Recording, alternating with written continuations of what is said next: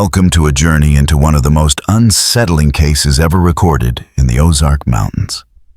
Before we get started, I'd love for you to share in the comments where you're tuning in from and the exact time of day or night you're listening. It's always fascinating to know when and where these stories find you. The year was 1900, and the Holloway Hotel rose 3 stories tall at the edge of Blackwater Creek in Newton County, Arkansas. Against the rolling wooded hills, the building stood out as a grand Victorian structure with ornate woodwork, tall windows, and a wide wraparound porch offering views of the creek and the mountains beyond.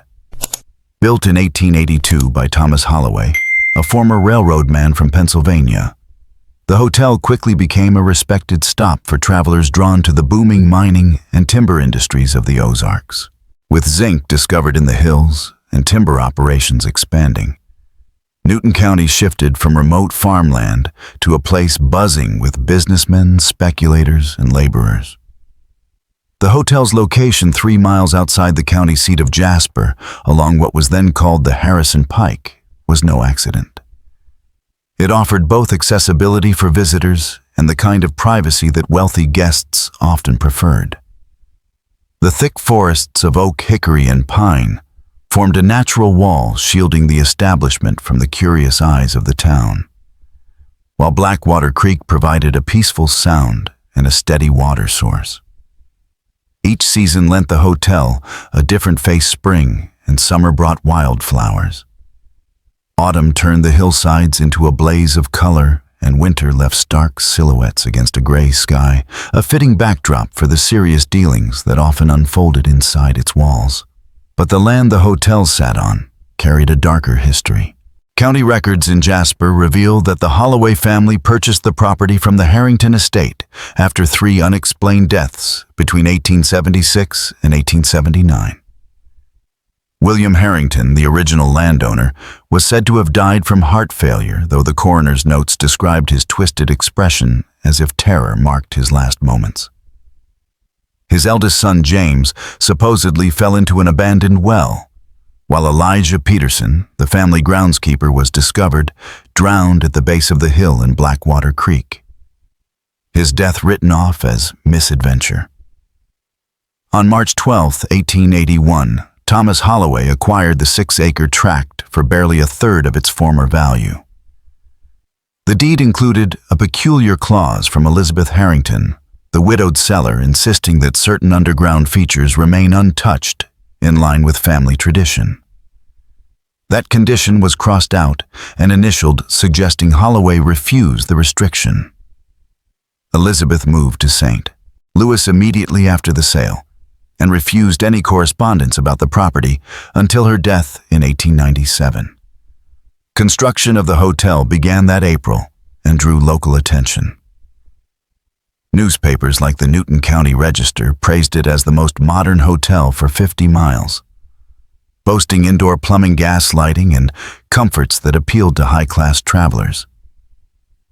Holloway hired 20 local men and brought in specialized builders from Springfield and St. Louis for the finer details.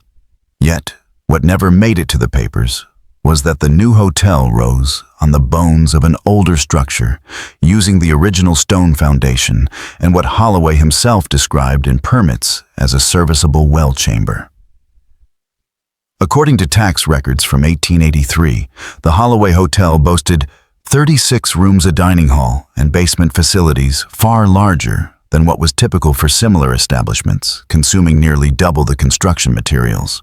One of the men from the original building crew, Samuel Davies, later gave a statement to the County Historical Society in 1951, just before his death in his 90s. He remembered that Thomas Holloway was unusually strict about the basement work. Most of the local boys were kept to the upper floors and the exterior walls, while Holloway brought in 4 outsiders with northern accents to handle what he called the specialized underground construction. The explanation given was that the basement required extra reinforcement due to the nearby creek and the risk of flooding. But Davies recalled how the men mostly worked at night and how Holloway kept the basement locked tight during the day. One morning, Davies arrived early and caught sight of them unloading heavy metal pipes with strange fittings, not the sort used for water or gas. When they noticed him, the pipes were quickly covered with canvas, and Holloway promptly reassigned him to third-floor work for the rest of the week. The hotel finally opened with great celebration on January 15, 1882. Photographs from the Historical Society showed Thomas Holloway, a stout man with a carefully groomed mustache and thinning dark hair, proudly standing beside his wife Margaret on the front steps. Margaret, a pale and quiet woman from Baltimore, with family ties to shipping interests on the eastern seaboard, was known for her reserved nature. The couple had no children, which fed small-town gossip, but never publicly troubled them. The opening drew the county's leading citizens along with representatives of the powerful mining and timber companies. Newspapers described it as the most important social event Newton County had seen in years, proof that the once isolated region was finally catching up to the amenities of more established places. For nearly 2 decades, the Holloway Hotel thrived, praised for its comfort, cleanliness, and respectability. Business filings showed steady growth through the 1880s, a dip during the 1893 financial panic, and a solid recovery afterward. Thomas Holloway became an influential man in town, serving on the council, donating to community projects, and funding improvements like the schoolhouse in 1887 and courthouse repairs in 1890. On the surface, there was no sign of trouble. But later evidence revealed that Holloway kept a second set of books, ones that told a far darker financial story. Letters found among the papers of Joshua Williams, president of the First National Bank of Jasper, showed that by late 1898, Holloway was badly overextended from risky mining ventures. In one letter to his brother dated November 22, 1898, Williams described how Holloway had begged for more financing, only to be turned away after repeated failures. Williams wrote that Holloway left muttering about alternative arrangements and hinted his situation was worse than most people knew. A separate ledger, uncovered in 1964, confirmed that by early 1899, the hotel was deep in debt, 3 months behind on its mortgage, and with suppliers threatening to cut off credit. Holloway's own handwriting recorded his desperation as he chased investors in St. Louis and Kansas City. A chilling entry from February 1899 read, "All conventional avenues exhausted. Must consider M's suggestion regarding Baltimore connections, though the humiliation would be considerable." The first public sign that something was wrong came a year later. On April 17, 1900, the Newton County Register ran a tiny notice about the disappearance of Mary Carver, a 29-year-old seamstress from Springfield, who had been staying at the hotel while working for several prominent families. The blurb was short, tucked between ads for patent medicines and a farm sale, and simply said, "Miss Carver had left town without notice." At the time, no one raised an alarm. Women often moved suddenly in those days, chasing work or opportunity. What the paper didn't mention was that she had left her sewing kit, her patterns, and even a half-finished dress for the daughter of County Commissioner Harold Williams behind in her hotel room, items no seamstress would abandon if she intended to leave. Mary Carver's belongings were discovered in room 31 on the eastern wing of the hotel's second floor, by a chambermaid 2 days after she was last seen having dinner in the hotel restaurant. The maid, later identified as Mary Ellis, brought the discovery to Thomas Holloway, who assured her he would notify the authorities. Yet, no official report was ever filed. It wasn't until 10 days later, when Commissioner Harold Williams inquired about the unfinished dress his daughter had commissioned, that the matter resurfaced. His personal journal, later uncovered in 1964 by his grandson, recorded the April 27th entry, "Called upon Thomas Holloway today," regarding the Carver woman's disappearance. Elizabeth's dress remains unfinished, and Mrs. Williams is most displeased. Holloway claims the woman departed without notice, leaving her possessions behind, which he disposed of as abandoned. When I suggested this seemed inconsistent with a professional seamstress's reputation, he grew agitated and insisted she had mentioned Kansas City. I find the explanation unsatisfactory, but see little to be gained from further inquiry into a dressmaking matter. He ended the note with a comment about arranging Madame Ellsworth to finish the dress at considerable extra cost. To Williams and to much of society at the time, the disappearance of a single woman without local family ties was not worth serious attention. Holloway's explanation was accepted, and the incident was quietly brushed aside. 3 months later, another notice appeared in the Newton County Register, this time concerning James Whitfield, a 42-year-old traveling Bible salesman. He had checked into the Holloway Hotel on June 29, 1900, but never checked out. His horse and sample case remained in the stable for nearly a week until the stable master alerted Deputy Sheriff Lionel Hayes.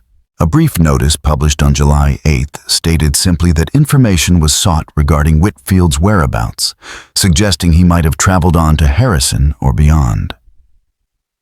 The official inquiry that followed was little more than routine.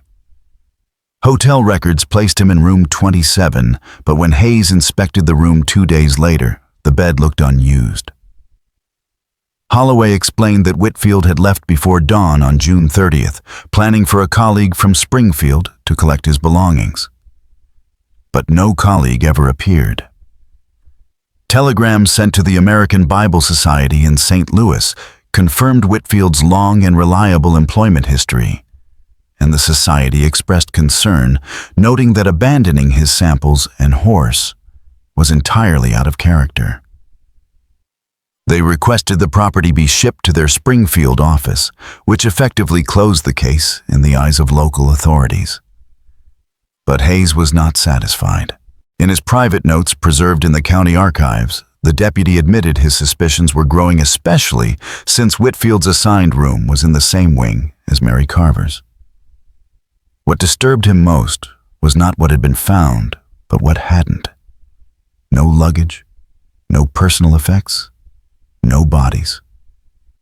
Just rooms that seemed untouched, their beds barely disturbed, as though their occupants had vanished into thin air. On July 20th, Hayes recorded another visit to the hotel under the pretense of returning papers from Whitfield's Bible case. He asked to see room 27 again. Holloway at first refused, claiming it was occupied, then admitted it was undergoing renovations after water damage. Hayes noted fresh paint on the floor near the bed, though no record of such planned repairs had appeared in previous inspections. Most curious, he wrote. By September of 1900, Hayes's doubts had hardened into alarm.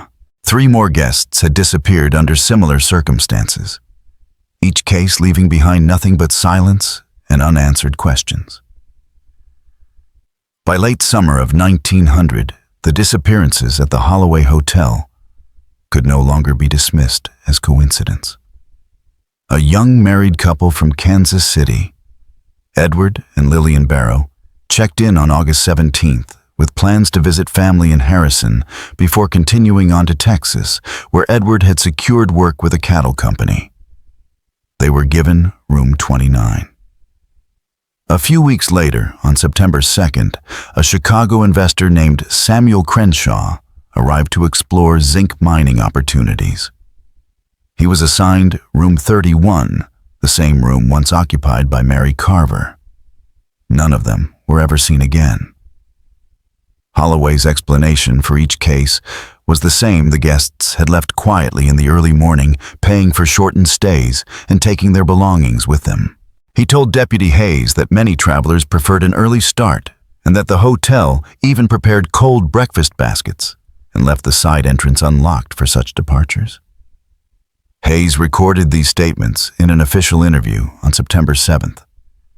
But by October, his notes showed growing unease.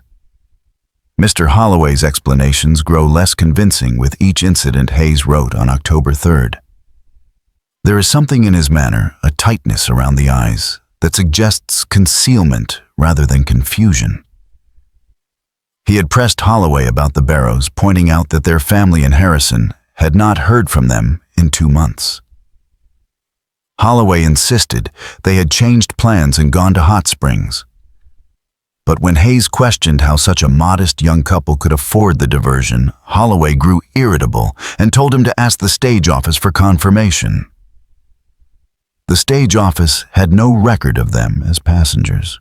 Hayes also began to notice a troubling pattern. Every missing guest had been assigned to the Eastern Wing, specifically rooms 27, 29, or 31. When he requested to inspect those rooms, Holloway claimed they were occupied by a hunting party from Springfield. Yet the hotel register showed only 2 guests that day, and neither was from Springfield. Holloway tried to cover the discrepancy by saying a third hunter would arrive on the evening stage. But when the stage pulled in at 7:15 p.m., no such passenger appeared. The most chilling evidence from this period came not from the sheriff's office, but from a personal letter. On October 9, 1900, Mary Ellis, the chambermaid, who had first discovered Mary Carver's abandoned belongings, wrote to her sister in Joplin. The letter was discovered decades later during a home renovation in 1963. "I cannot sleep well anymore," Ellis confessed. "The noises from below are constant now. Mr. Holloway says it's just the pipes and the foundation settling. But pipes don't make scratching sounds, and they certainly don't make sounds that almost, but not quite resemble words.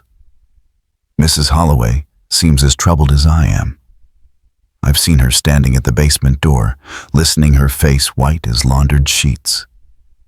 Last Tuesday, after everyone had gone to bed, I followed Mr. Holloway when he thought no one was watching. He carried a tray with food down to the old cellar, the one guests never see. He locked the door behind him and was gone nearly an hour. When he returned, the tray was empty, but his sleeves were wet up to the elbows. I gave my notice the next morning.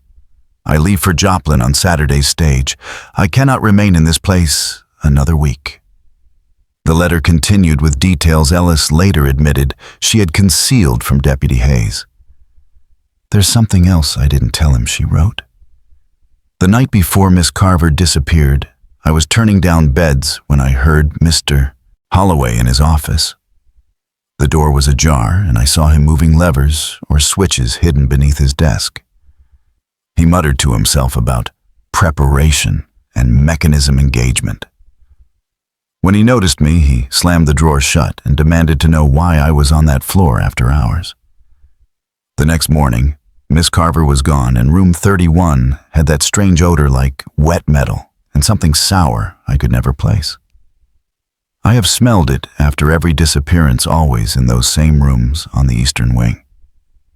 True to her word, Mary Ellis left the Holloway Hotel for good on October 13, 1900. The chambermaid who replaced Mary Ellis didn't last long. Sarah Jenkins, a local woman, quit after just 17 days, leaving behind a week's wages she never returned to collect. No written testimony of her time at the Holloway has been found. But years later, her grandson recalled in a 1967 interview with the County Historical Society that his grandmother never spoke of it directly. She wouldn't even cross the street in front of the hotel for the rest of her life. Once, when he was 12, he asked what had frightened her so badly. She looked at him for a long time before saying, "Some things hunger in ways that can't be satisfied. Some appetites only grow with feeding." After that, she refused to speak of it again. By the fall of 1900, the Holloway Hotel was still operating, but its reputation was unraveling. Local newspapers noted dwindling occupancy, and residents of Jasper, who had once considered the dining room a Sunday tradition, began to avoid it altogether. When Deputy Hayes asked why townsfolk muttered excuses about home cooking, but in private many admitted fears about the strange string of disappearances. Rumors spread about noises echoing from the basement and a sour odor lingering in the Eastern Wing. Hayes noted the smell himself on 2 occasions, describing it as organic and unpleasant, nothing like kitchen waste or plumbing. Holloway dismissed the complaints as rural superstition, blaming the septic system and claiming repairs were already scheduled. In his private journal, Hayes's frustration is clear. Judge Prescott denied my request for a search warrant today, citing lack of evidence, he wrote. He and Holloway are known to share lodge nights at the Masonic Hall, which may explain his reluctance. I have written to the Federal Marshal's office in Fort Smith as I believe something unnatural occurs at the Holloway Hotel. 5 individuals, perhaps more, have disappeared within 6 months. This cannot be coincidence yet. I find myself blocked at every turn. Then winter came, and with it disaster. On December 7th, 1900, an ice storm swept across the Ozarks, cutting off power, toppling trees, and sealing roads beneath layers of ice. Temperatures plunged to 15 degrees below zero, and smaller towns were left stranded for days. The Holloway Hotel, equipped with its own generator, became a refuge for travelers caught in the storm. Records indicate 17 people checked in during those days of bitter cold. A family of 4 from Eureka Springs, 3 salesmen from St. Louis, a retired teacher from Fayetteville, 2 sisters bound for Harrison, and others whose names appear only as initials in the register. The cold did not relent for 11 straight days. On December 28th, the Eureka Springs Gazette published a notice asking for information about the Thornton family, Edward, Martha, and their children, Samuel 9 and Emma 7, who had departed for Harrison on December 5th and never arrived. The notice urged anyone with knowledge of their movements to contact the sheriff or the newspaper. No reply was ever published. When the roads finally cleared on December 19th, townsfolk expected to see weary travelers pouring out of the Holloway Hotel. Instead, only Thomas Holloway and his wife Margaret remained. They told authorities that all guests had left as soon as travel was possible. But no one in town recalled seeing a single carriage or rider depart. The stage service reported no new passengers. The train station logged no unusual ticket sales. When Hayes pressed Holloway about the Thorntons, Holloway produced a register entry stating the family had stayed only 3 nights instead of the full duration of the storm. Deputy Hayes's private journal, later recovered from his belongings, leaves no doubt about his disbelief in Holloway's story. No family with small children could have departed into weather still at 0 degrees, he wrote on December 21st. The roads remain impassable. The explanation defies both logic and human capability.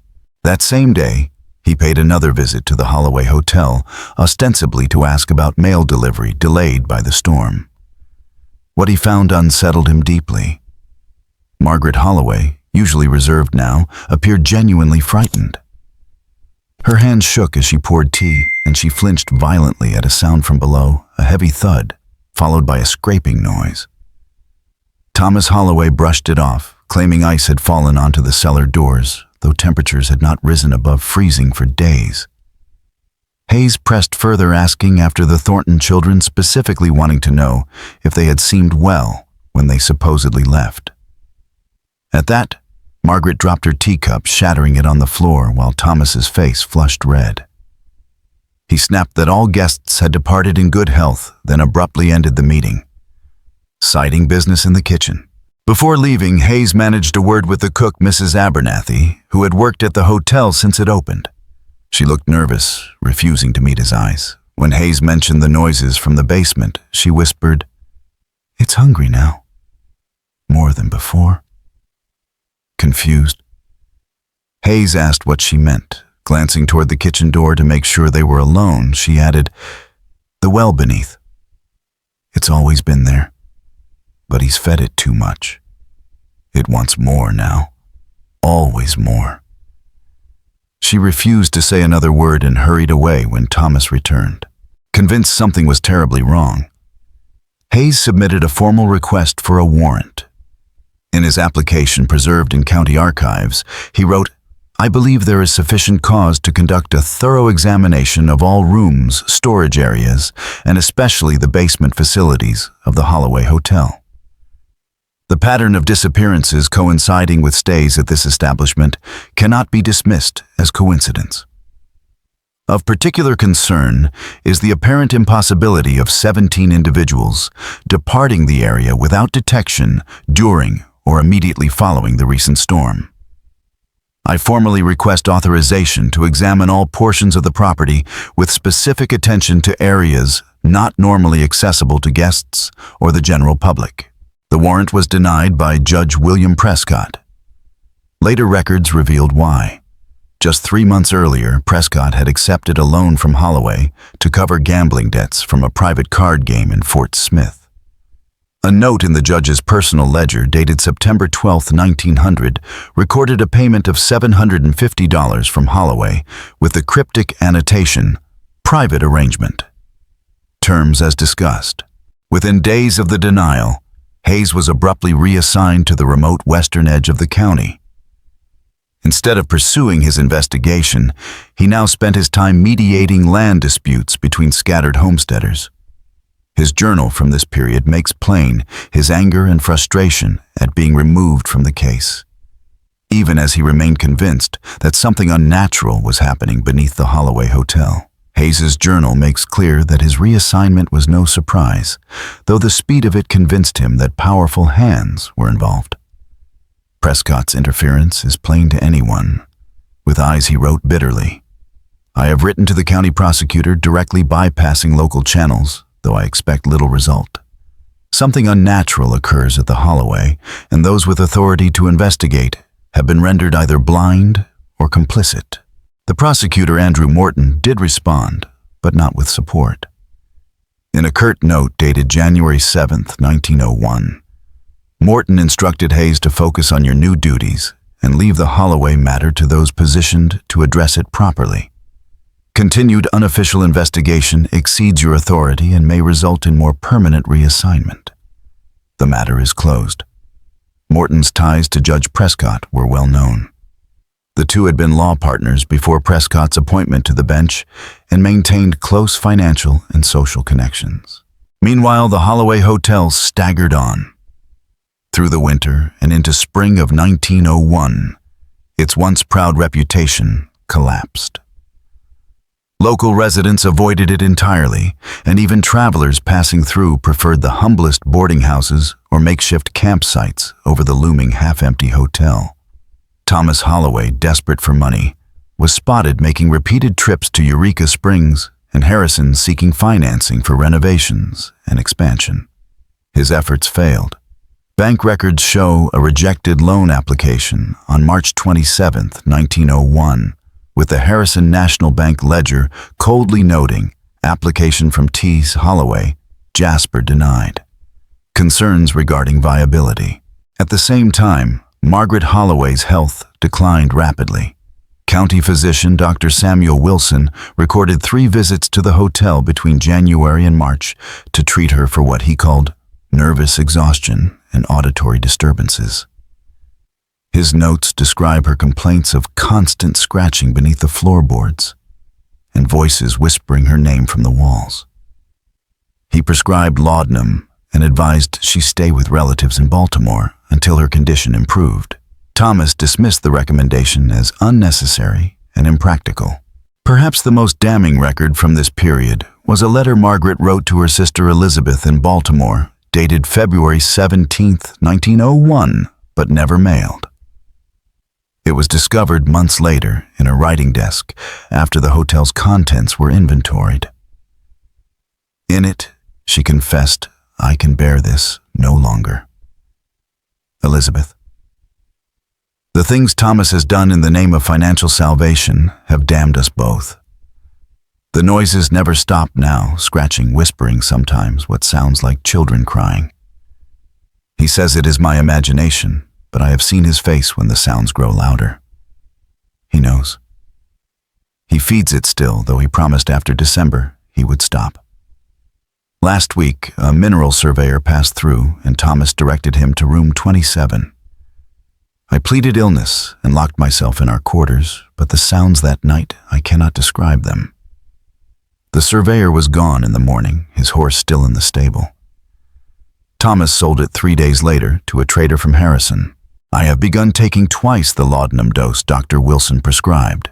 It is the only way I can sleep, though even then my dreams are filled with scratching and voices calling from deep, wet places. Then came the final turning point. On April 3, 1901, a fire broke out in the hotel's eastern wing. According to the Newton County Register's account published 2 days later, the blaze was first spotted shortly after midnight by a freight driver passing along the Harrison Pike, who saw flames leaping from the second-story windows. By the time volunteer firefighters reached the Holloway Hotel, the blaze had already devoured most of the second floor. Thomas and Margaret escaped unharmed, roused by smoke in the night, and according to the Newton County Register, no guests were present, a fortunate circumstance that prevented greater tragedy. The official cause was listed as an electrical fault, though the hotel's remote position on the power grid made thorough investigation difficult. What the newspaper didn't print, but later records revealed, was more troubling. The fire began not in one place, but in 3 rooms, 27 to 29 and 31. The very rooms linked to every prior disappearance. The volunteer fire chief's report, filed with the county but never published, noted the odd concentration. Fires rarely ignite in separate locations simultaneously unless accelerant is used. Though the destruction was too great for certainty, the pattern suggested deliberate intent. Suspicion only deepened with the insurance trail. Files from Continental Assurance unearthed during a 1967 digitization project showed that Holloway had boosted his coverage by 300% barely 6 weeks before the fire. His claim was at first denied for suspected arson, but later settled for 60% of the amount requested after Judge Prescott personally intervened, writing to the company's regional director and vouching for Holloway's character and civic contributions. Rather than rebuild the Holloways, sold the property to a cousin, Elias Holloway, recently arrived from Baltimore. The deed, dated May 17, 1901, transferred the estate for a nominal fee under unusual conditions. The original foundation and basement were to remain undisturbed, and no excavation could exceed 6 feet without written approval from the seller. Shortly after Thomas and Margaret relocated to Denver, purchasing a larger hotel in the city center with the insurance money. No charges were ever brought against them for either the disappearances or the suspicious fire. One cryptic telegram, however, survived. Sent by Thomas to Elias on June 2, 1901, and later discovered among Elias's papers, it read, "Basement remains sealed as agreed. Do not attempt access under any circumstance. Previous unfortunate events resulted from exploration below ground level. Maintain distance from eastern foundation area. Disregard local superstition, but observe practical caution regarding original structure." Had the story ended there, the Holloway Hotel might have faded into local folklore, another frontier mystery left unresolved.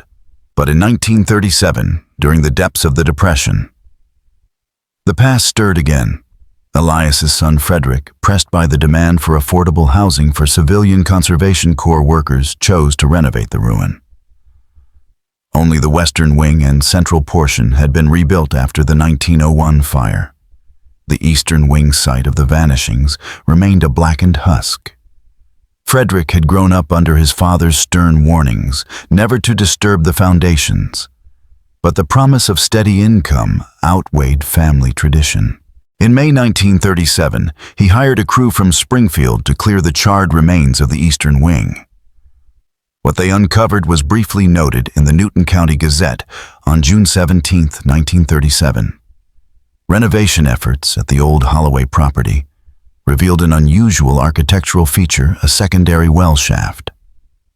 The report stated the shaft, about 4 feet wide, was found beside the original well in the foundation. For safety reasons, officials ordered it sealed. What never reached wide circulation were the workers' own accounts. They described the shaft as reeking of slaughterhouse rot in midsummer, its walls lined with corroded metal unlike ordinary water damage. More disturbing still were traces of mechanical construction, rusted tracks, a degraded pulley system, and fittings embedded in the stone.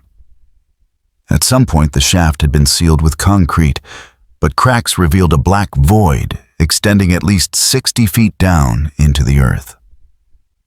Construction foreman Henry Russell suggested the corroded metal tracks and pulley remnants might once have been part of an early elevator system, though why such a mechanism would be hidden inside a sealed well shaft remained a mystery.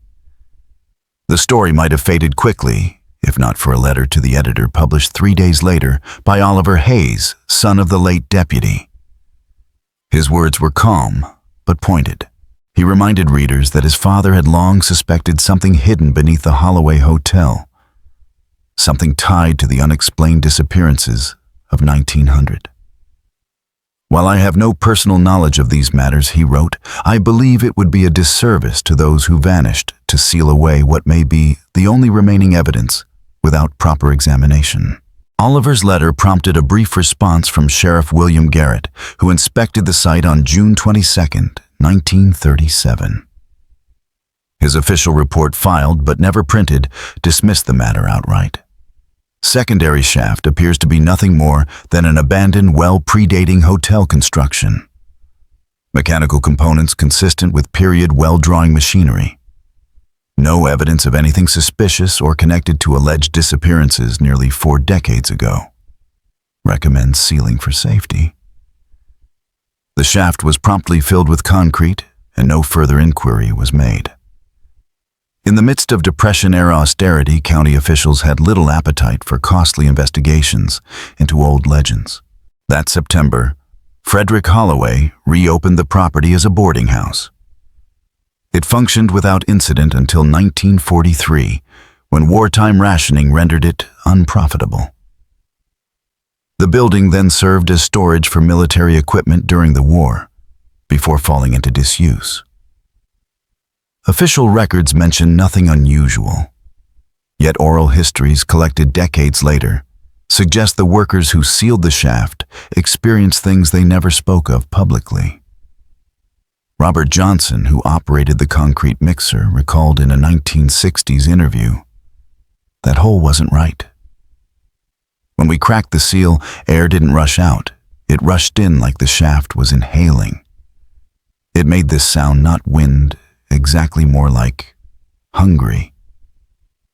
We poured nearly twice the concrete the engineers calculated, but it still sank. They said there must be side chambers. But the strangest part was near the end, when I swore I heard something shifting under the mix. Heavy, slow, like something big moving. The foreman said it was settling, but I've worked concrete all my life. Concrete doesn't move like that. Concrete doesn't sound alive." In the years that followed, the Holloway property changed hands repeatedly, at various times a hardware store, a meeting hall. And by the late 1950s, nothing more than a crumbling ruin. Neighborhood children turned it into a proving ground for dares, daring each other to spend nights in the so-called haunted Holloway. No official reports of paranormal activity were ever filed, but the air of unease clung to the site. In 1959, the Ozarks Folklore Society interviewed longtime residents. Most spoke vaguely of bad feelings and unhealthy air around the building. One voice stood out, that of retired teacher Eleanor Mitchell. "I taught at the county school from 1938 to 1956, she recalled.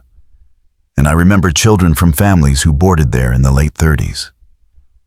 They always looked pale, tired, and unsettled, as though the place itself drained the life out of them." Former teacher Eleanor Mitchell remembered the children who boarded at the Holloway property in the late 1930s as pale, restless, and haunted.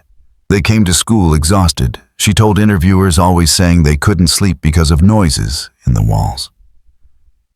One student, Susan Collins, a bright and otherwise cheerful girl, submitted an art project that Mitchell never forgot. The drawing depicted the Holloway building its foundation stones, sprouting faces twisted in silent screams. When asked about it, Susan explained matter-of-factly, "That's where the hungry people live. They scrape at night looking for food." Her family relocated to Springfield the following month. Decades later, in 1962, the Ozark Historical Society purchased the Holloway property, using a grant from the State Historical Commission, intending to restore it as part of a preservation initiative. To assess its historical significance, they hired architectural historian Raymond Chandler. From the outset, Chandler noticed troubling inconsistencies. The original blueprints filed in 1882 showed a single well in the northwest corner of the foundation. But in reality, the structure contained evidence of 3 separate shafts.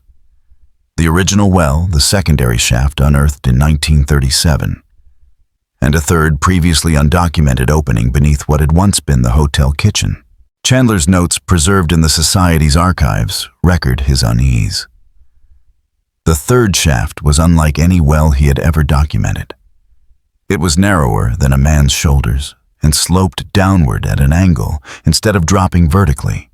More unsettling, its walls were lined with metal rather than stone, the surface corroded and pitted as though exposed to something highly acidic. "This is not consistent with any water well technology of the 1880s, Chandler wrote, "nor with any subterranean construction I have encountered in 23 years of architectural documentation in the Ozark region." Even stranger was the geometry.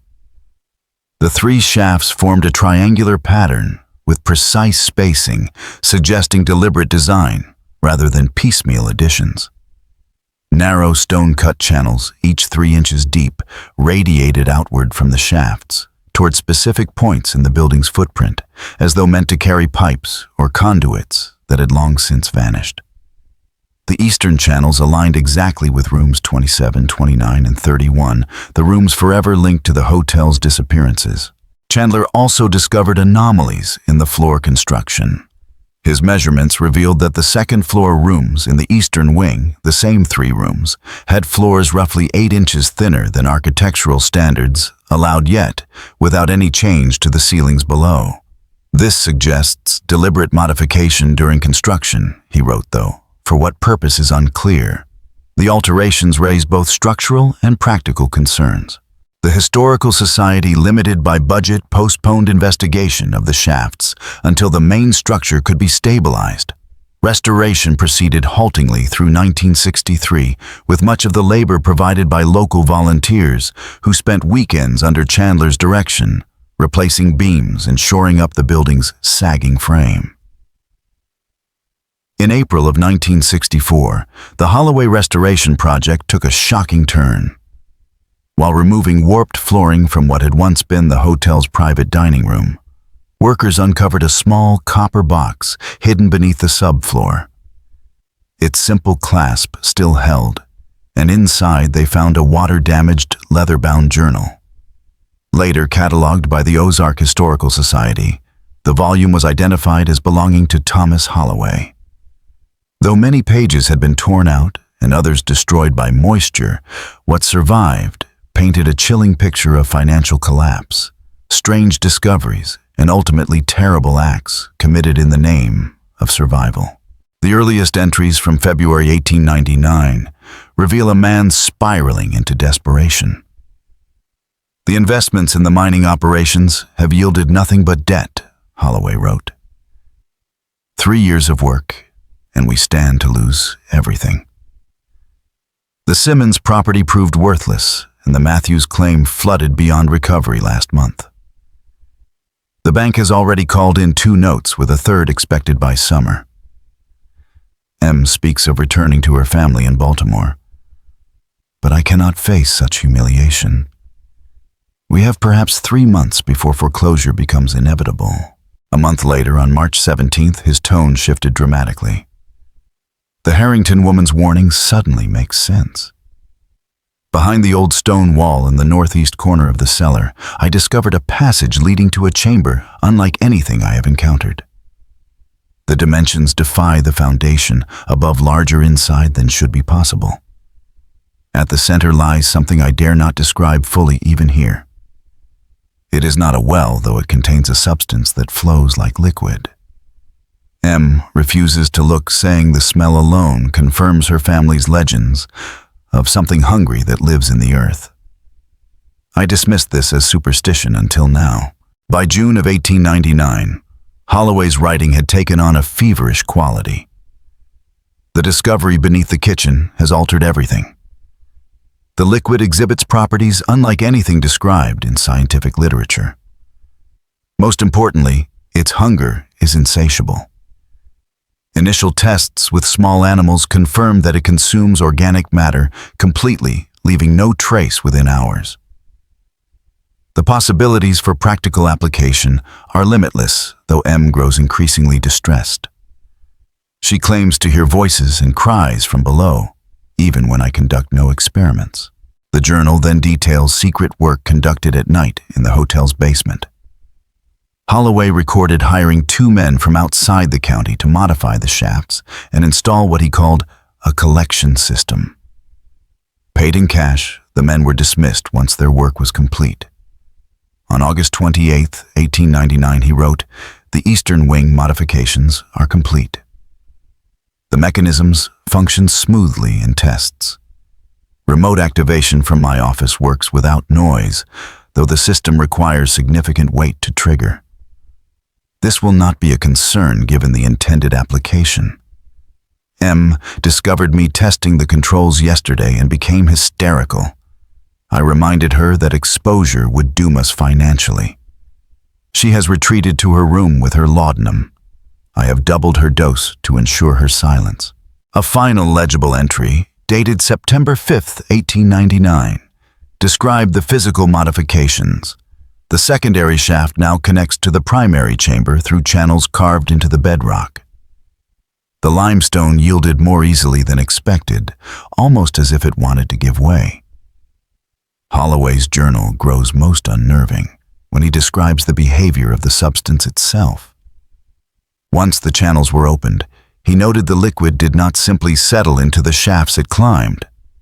It flowed upward against gravity, he wrote, coating the new surfaces as though curious about the expansion of its domain. Holloway ensured the workers never saw this, sending them away before the final connections were made. Some things, he admitted, are not meant for casual observation. The channels soon stabilized, forming reservoirs in each of the 3 shafts. Though connected, each pool displayed slightly different properties, but all shared the same fundamental trait: consumption. The entry, dated September 10, 1899, is the most chilling. The system is complete. The 3 access points have been disguised as water wells, though only the northwest shaft provides water. The eastern shaft connects directly to rooms 27, 29, and 31, just as the kitchen shaft connects to the private dining room. When the floor mechanisms are activated, everything above vanishes below. Margaret Holloway was horrified, but Thomas framed his actions as necessity. To test the system, he began with livestock. The well accepts everything he recorded. The sounds afterward were unexpected, but ceased within hours. The substance digests not just flesh and bone, but all organic matter, wood, leather, fabric. Only metal remains, and even that corrodes with time. I have designed a retrieval system for valuables before they are destroyed. Our financial salvation is assured provided we select candidates carefully. What followed was not speculation, but a ledger of death. Beginning in April 1900, the journal documents contributions to the wells in cold, methodical fashion. Each entry lists only initials, a room number, the occupant's approximate weight, and the time required for processing. The first, dated April 12, 1900, reads, MC Room 31, approximately 130 pounds, processing complete within 6 hours. No residual effects. Well, satisfaction evident in quietude. Financial benefit, recovered personal effects valued at $37 in addition to paid room rate. No inquiries expected. Subject had no local connections. Mechanism flawless. Activation from office silent to adjacent rooms. M took additional laudanum and claims no knowledge of events. Subsequent entries are just as clinical. On June 30th, 1900, Holloway noted JW Room 27, approximately 180 pounds. Processing required 9 hours longer than anticipated. Mechanical noise from beneath floor necessitated explanation to guests of building settling. Financial benefit horse and sample case sold in Harrison for $41 plus recovered currency of $17. Subject's employers may inquire eventually, but connection to this establishment unlikely. Holloway closed the entry with a troubling observation: M increasingly agitated, despite increased laudanum. Claims to hear scratching sounds from basement, even when I detect nothing. By August, the entries turned to the young married couple from Kansas City. Their fate, too, was reduced to measurements, time calculations, and the cold language of profit. The most chilling entry regarding the Barrow couple is dated August 1900, EB and LB Room 29. Combined weight approximately 310 pounds. Largest contribution to date. Processing required 14 hours and produced unusual effects. Substance level in all 3 shafts rose noticeably. Luminescence observed for approximately 20 minutes following complete dissolution. Most troubling were auditory phenomena. Distinct vocalizations from the primary chamber for nearly an hour afterward. M heard these clearly 2 floors above, despite laudanum sedation. She became hysterical, requiring restraint and further dosing. I may need to consult Dr. Wilson about a more permanent solution to her instability. The most horrifying entries come from December 1900 during the Great Ice Storm. On December 11th, Holloway wrote only, "Today was most productive." Rooms 27, 29, 31, 14, 16, and 22 all activated. Total approximate weight 1040 pounds. The well feasts. Processing ongoing through night. Sound levels higher than previous, but storm covers adequately. M took laudanum and retired early. Financial benefits substantial. The children were unexpected additions, but necessary given circumstances. The Thornton family particularly lucrative. Jewelry, pocket watch, and travel funds totaling nearly $200. This resolves all debts with sufficient remainder for relocation. A week later, on December 18th, Holloway's tone shifted. Something has changed. Since the December 11th contributions, the substance level has risen in all shafts, nearly reaching the basement floor. Luminescence now constant. Most concerning are the sounds no longer scratching or isolated voices, but coordinated phonation. M claims she can distinguish words, even her name.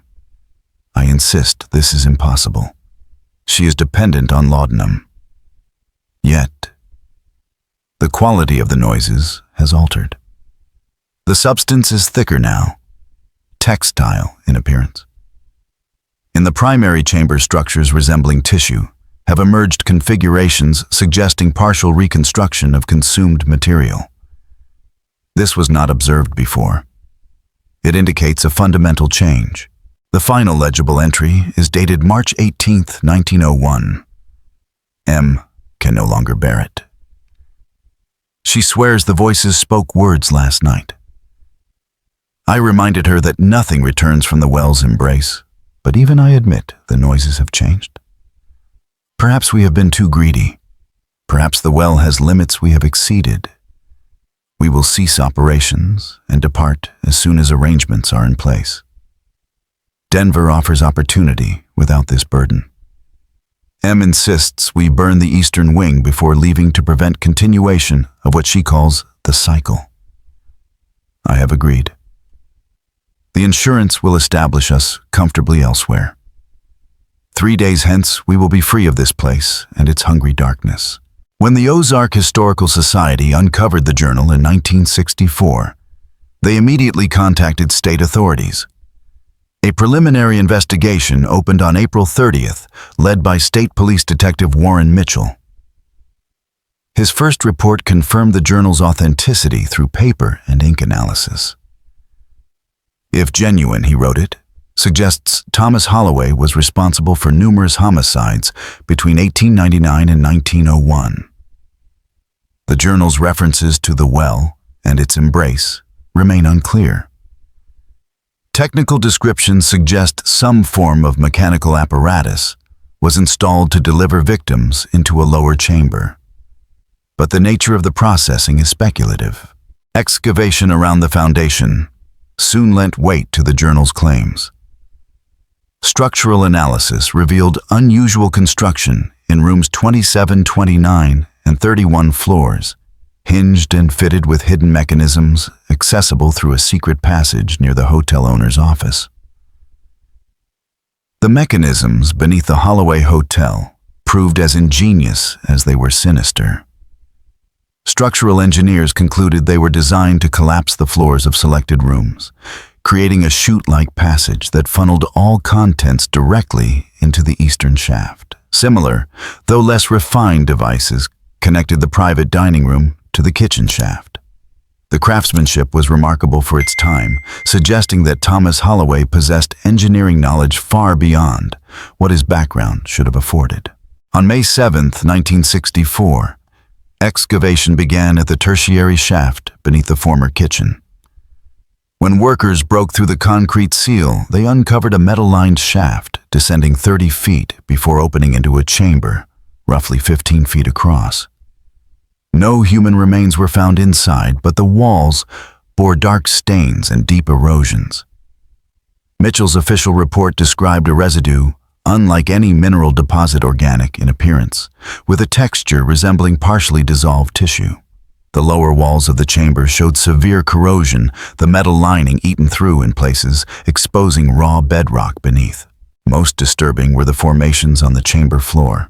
Mitchell noted, and photographs later sealed in the state archives confirmed raised structures composed of a material resembling calcified tissue.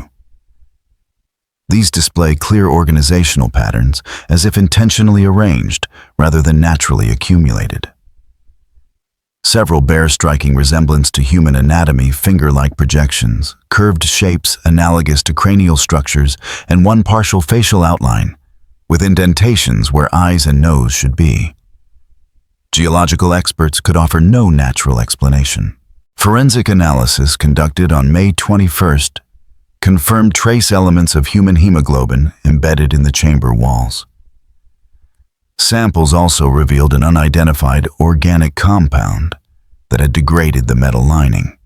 Biochemist Dr. Eleanor Simmons identified it as enzymatic in nature, bearing superficial resemblance to digestive fluids of carnivorous plants, but magnitude stronger. Alarmingly, the substance remained chemically active despite decades of exposure. In controlled tests, it dissolved bone and hair completely within hours. More unsettling still, Simmons observed a behavior that defied known biology. Rather than merely breaking down tissue, she wrote the substance briefly organizes digested material into cellular structures before dissolution. Microscopic examination reveals recognizable patterns forming cells, fibers, even partial tissues before they collapse. This organizing phase has no parallel in known biochemistry and suggests a capacity beyond digestion. Excavation pressed onward. By June, workers had uncovered a system of pipes linking the three shafts, apparently designed to circulate the liquid between reservoirs, beneath rooms 27, 29, and 31. Investigators discovered the full mechanism, hinged trap doors that tilted at a 45-degree angle, when triggered, dropping entire beds and their occupants into the waiting shaft. The levers that controlled these traps were concealed within a passage behind the hotel owner's office. Mitchell's team also found a hidden room behind the kitchen pantry. Inside, shelves still held personal belongings, jewelry, watches, wallets, and other effects matching reports from families of the missing. A leather-bound ledger rested on the shelf, its entries corresponding with the disappearances. Each item had been cataloged with precision, followed by notes on its sale or disposal. Detective Warren Mitchell's final report, submitted August 12, 1964, left little doubt. Evidence suggests Thomas Holloway modified the hotel to facilitate the murder of selected guests, primarily those unlikely to be immediately missed. Traveling salesmen, unmarried women, and couples without local connections. Victims were dropped through trap doors into a shaft leading to a chamber beneath the building. What occurred in that chamber remains speculative, though chemical analysis indicates the presence of a highly corrosive substance capable of destroying organic remains. Conservative estimates based on hotel records suggest as many as 27 individuals may have been victims between April and December of 1900. The report recommended locating Thomas and Margaret Holloway, but preliminary inquiries revealed both were long dead: Margaret in 1910, Thomas in 1917. Margaret's death was recorded as the result of nervous exhaustion. But hospital archives from St. Mary's Sanitarium in Denver tell a darker story. Admitted in June 1908, she was described as suffering auditory hallucinations, agitation, and paranoia. Her attending physician, Dr. James Harrington, unrelated to the Arkansas Harringtons, recorded a remarkable interview on September 3, 1908. In the transcript, Margaret confided, "They're not gone, you see. The well doesn't consume them. It transforms them. They become part of it. At first, I only heard scratching, then tapping, then my name. Now they speak in sentences. They know things they shouldn't, private thoughts, conversations. Their learning growing stronger." Thomas fed it so many during the storm. The children were the worst. Their voices are clearest. They follow us. Denver isn't far enough. Nowhere would be. She went on to describe visitations figures that seeped through cracks and drains, faces and hands forming out of smoke and liquid, sometimes brushing against her skin. "One touched me last night," she whispered. "Cold, wet fingers, small like a child's. They're learning to reach through. Distance doesn't matter anymore. They've found us, and they're still hungry." By late 1964, the investigation had stalled. With no remains to present, and the trail grown impossibly cold, funding was redirected to more pressing cases. The Historical Society, rattled by the discoveries and wary of liability, sold the property to the county in March 1965. The story might have ended there, another grim historical footnote, if not for what happened in 1968. Developer Conrad Westfield purchased the land intending to demolish the decaying structure and replace it with a modern roadside motel. During demolition in February, workers accidentally breached the sealed primary well shaft. According to an incident report filed with county authorities, but never released publicly, Foreman George Milner ordered one of his crew, Joseph Keene 34, to descend on a harness and inspect the shaft before removal. Keene was lowered about 40 feet when the radio contact abruptly cut out. 7 minutes later, he was pulled back to the surface.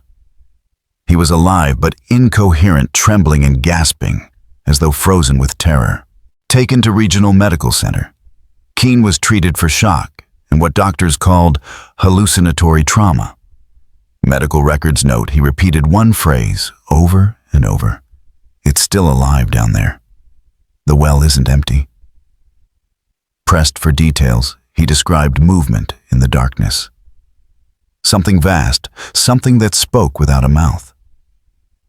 Nurses reported he tried to stuff cotton from his pillow into his ears, pleading, "It knows my name now. It's calling me." The most detailed account of Joseph Keene's ordeal comes from Dr. Michael Reynolds, his attending physician. Reynolds' private notes, later obtained by investigators, describe a patient suffering symptoms of profound psychological trauma. Physically, Keene showed only minor abrasions, likely caused by being hauled up through the shaft. But his insistence on what he experienced disturbed even the doctor. Keene claimed that something in the darkness had communicated with him, not in words, but as thoughts that weren't mine pushing into my head. He said it revealed details of his childhood in Ohio, secrets he had never shared with anyone on the worksite. He also described shapes made of darkness, moving against the darkness, faces forming and dissolving in thick water. When Reynolds suggested these might be hallucinations caused by lack of oxygen, Keene grew agitated. "It touched me," he insisted. "It knows me now. It won't forget." On February 17, 1968, he checked himself out of the hospital against medical advice and left Newton County that same day. Records show he resettled in Oregon and refused all further contact with officials. Only one letter from him survives, sent to the county sheriff on March 3rd. It reads, "Whatever is down there should remain buried. Fill it with concrete, fill it with stone, then pray it's enough." Conrad Westfield abandoned his motel development within weeks, citing environmental complications. The county repossessed the land and moved quickly to seal the shafts. In March 1968, 30 cubic yards of concrete were poured into the openings. The work order includes unusual specifications. The concrete mix was to contain rock, salt, quicklime, and water blessed by the pastor of the local Baptist church. Today, nearly a century after the Holloway Hotel's dark years, the site remains undeveloped. County ordinances now prohibit digging deeper than 6 feet. A modest marker erected by the Historical Society in 1969 acknowledges only that the hotel once stood here. It makes no mention of disappearances journals or the investigations that followed. Blackwater Creek still winds past the old grounds, and after heavy rains, the foundation stones sometimes surface through the eroded soil, mute reminders of what once loomed there. What Thomas Holloway called the well remains a mystery. His journal suggested it consumed organic matter with terrifying efficiency. Forensic analysis in 1964 confirmed the presence of unusual compounds, but could not identify their origin. Some researchers have tried to frame the phenomenon as geological. Geologist James Thornton, who examined the site briefly in 1966, speculated it could have been a rare limestone sinkhole hosting microbial colonies capable of rapid decomposition. Others are less convinced.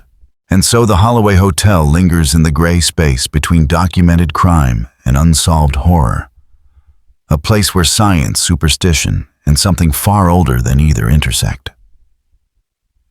Some researchers have attempted to explain the Holloway mystery in rational terms.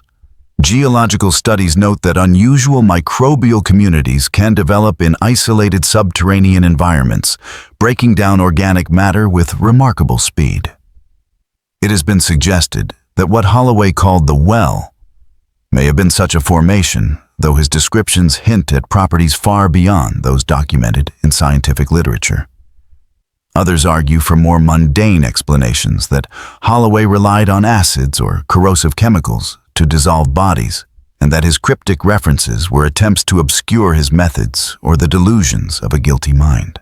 Dr. Catherine Mills, a forensic psychologist who reviewed the case in 1972, suggested the journal reveals classic signs of psychological distancing, common among serial killers. In her view, Holloway externalized his own impulses, framing himself as merely feeding the well, rather than acknowledging his direct agency in the killings. To Mills, the language of a sentient hunger was not evidence of the supernatural, but of a man desperate to rationalize monstrous acts. Yet these theories leave troubling gaps. They cannot explain the testimony of Mary Ellis Margaret Holloway, or others who reported distinct voices rising from the basement. Nor do they account for Joseph Keene's breakdown in 1968. When he emerged from the shaft, insisting that something had touched him, spoken to him, and remembered his name. Perhaps most disturbing of all is a detail buried in the restricted appendix of Mitchell's 1964 investigation. That summer, a recording device was lowered into the tertiary shaft. For 7 minutes, it captured only mundane sounds, water-dripping stone shifting the faint groan of groundwater. In its final minute, however, the tape revealed something else. Technicians noted rhythmic scraping, then vocal patterns resembling speech, though words could not be made out. The recording was scheduled for advanced analysis at a federal lab in September 1964, but the shipment never arrived. A fire at the evidence storage facility later destroyed all known copies. Privately, Mitchell heard more. His personal diary, donated years later to the state archives, includes an entry from August 17, 1964. The text finally cleaned up the shaft. Recordings stripped away, the background amplified the vocal elements. I wish they hadn't. It isn't random. It's voices, many voices speaking as one, with individuals surfacing briefly before sinking back. Distorted, yes, but English. 3 phrases repeating, feed us, join us, find us. At the end, a child's voice pulls free of the others. It says clear as day, Mommy, I'm still here. We're all still here. I ordered all copies destroyed. Some things should not be preserved even as evidence. Today, the Holloway Hotel has all but faded from memory. The land is an unremarkable wooded lot, surrounded by chain-link fencing, marked only by a plaque acknowledging a long-gone hotel. Most locals know little of its history. Yet every so often, after heavy rains swell Blackwater Creek and the foundation stones re-emerge, there are reports. Hikers whisper of liquid churning, of metallic scraping deep beneath the soil, and sometimes of words carried just at the edge of hearing. One park ranger interviewed in 1966 recounted an experience near the site. I was checking boundary markers after a flood. It was getting dark, but I know those woods better than anyone. Then I heard it like metal dragging on stone, slow and rhythmic. After that whispering, not English, but not foreign either. Something that froze me where I stood. I've hunted these hills all my life and never felt fear like that. I left before the sun went down and haven't gone back at dusk since. What troubled him most, though, wasn't the sound itself, but how it seemed to reach inside him. As I listened, I felt pulled like something tugging at me from the inside out. My thoughts went foggy, and images I'd never seen before flickered in my mind. It wanted me closer. It wanted me to come down there. The ranger's testimony was not unique. He described flashes in his mind, images that were not his own. A hotel room with a bed pressed against the wall. A dining room full of strangers. A heavy-set man with a mustache working hidden levers beneath a desk. They weren't dreams or memories. They felt invasive thoughts forced into his head from somewhere outside himself. Without realizing it, he began walking toward the old foundation. He covered nearly 30 yards before wrenching himself back. The images vanished, leaving only a single thought that was not his own. We are so hungry. The last documented incident came in August 1967, when 2 geology students from the University of Arkansas surveyed soil near the site. Their field recordings, preserved in the university archives, contained 2 minutes of what they called unidentified subterranean acoustics. At first, it sounds like wind or water shifting through stone. But enhanced digitally years later, the cadence becomes unmistakably speech-like. Linguist Dr. Robert Chambers analyzed the recording, concluding, "The vocalizations exhibit structure consistent with language, but employ sounds physiologically impossible for the human vocal apparatus. His findings were never published, locked instead in the university's restricted collection. One of the students, Martin Coleman, later sent a letter to the Historical Society describing what the tape did not capture. While surveying near the old foundation, they noticed soil darkening as though liquid was seeping outward. It moved uphill against the slope impossible for any natural fluid. The air dropped by 15 degrees. Insects in the soil began swarming into shapes that resembled letters, half-formed words that dissolved before they could be read. When they tried to photograph it, every camera failed at once. The strange discoloration withdrew only when another hiker approached, calling out from the trail, breaking whatever presence had been gathering there. Coleman admitted they had omitted these details from their report, fearing ridicule. So what speaks beneath the ruins of the Holloway Hotel? What waits in the darkness of a well that feasted on human lives? Perhaps it is nothing more than wind moving through hidden caverns, or water groaning through long collapsed pipes. Perhaps it is the imagination giving voice to echoes of past horror. Or perhaps Thomas Holloway was right. Perhaps what he discovered beneath his hotel was never simply a means of disposal, but something older and far more patient. Something that accepted his offerings for its own ends, something that still waits, sealed beneath concrete and timbers beneath Blackwater Creek's shifting soil, waiting and hungry. The investigation files still sit in the Newton County Archives, locked away and accessible only by special permission. Few ever asked to see them. The land itself remains undeveloped, protected by ordinances whose original purpose has long been forgotten. Yet beneath the soil, something may still be digesting its last meal. A meal of 27 souls delivered by a desperate hotelier who learned too late that some hungers once awakened never diminish. In the decades since every attempt to develop the property has failed. Paperwork vanishes, equipment breaks down, investors walk away. Locals speak of the land as cursed, though most no longer remember why.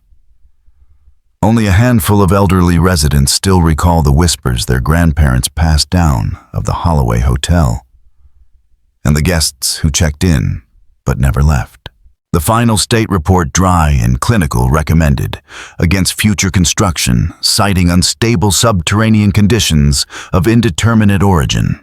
The geologist who authored it later refused to elaborate, telling historians only. Some places in this world are best left alone. The Historical Society unearthed an addendum never meant for public release.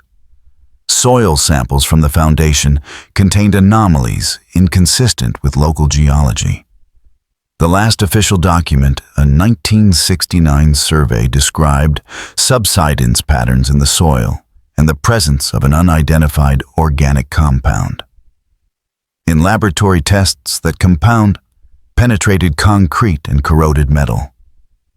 Most unsettling of all, it reacted to living tissue. When placed near a mouse, the substance oriented toward it and grew chemically active, as if aware of its presence. The implication was unavoidable. Conventional containment may never be enough. Today, Blackwater Creek still flows past the overgrown lot where the Holloway Hotel once stood. Trees have claimed the ruins, their roots prying apart the last of the foundation stones. Yet beneath that quiet surface, sealed under concrete and salt, something remains. Waiting, remembering, and hungry. But nothing grows directly above the places where the shafts were sealed. 3 barren circles remain stark against otherwise thriving vegetation, as though the earth itself refuses to conceal what lies beneath. And sometimes, if you stand at the edge of the property on a still night when the creek runs low and the wind holds its breath, you might hear it. Not quite scratching, not quite whispering, something in between, something that remembers, something that waits. The last known report came from a hiker in June 1968. He described stumbling across a perfect circle of dead ground, 15 feet across, centered on an old foundation stone. In the middle lay a shallow pool, something that looked like water, but moved wrong. Too thick, too deliberate. As he watched, the ripples twisted into patterns that almost resembled handwriting. He leaned closer, trying to make sense of it, and that's when the voices began. Not out loud, but inside his mind. They knew his name. They knew things no stranger could ever know. They promised to show him something wonderful if he would only come closer, only reach out and touch the surface. He was already extending his hand when his dog broke into frantic barking, shattering the spell. He turned to leave, but as he did, he felt it. Fingers cold and wet brushing the back of his neck. He ran without stopping until he reached the main road. His dog never returned.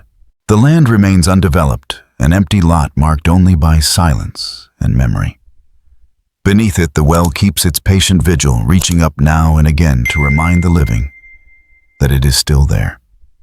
Still waiting. Still hungry. Thomas Holloway's desperate bid to save his fortune has long since crumbled into folklore, but his legacy endures as a warning. Some bargains demand costs far beyond what we imagine, and some hungers once awakened can never be satisfied.